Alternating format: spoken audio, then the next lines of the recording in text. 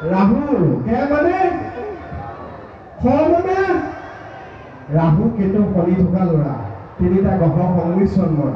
গতিকে মই কথাটো কওঁতে নাকত ঝুমদাত সোমোৱাৰ কাৰণে তো হৈ যায় কৰা গতিকে ভাষণ দিওঁতে যদি কেতিয়াবা কিবা জেগাত ৰৈ গৈছে ঘৰত গৈ মিলাই ল'ব দেই হ'বনে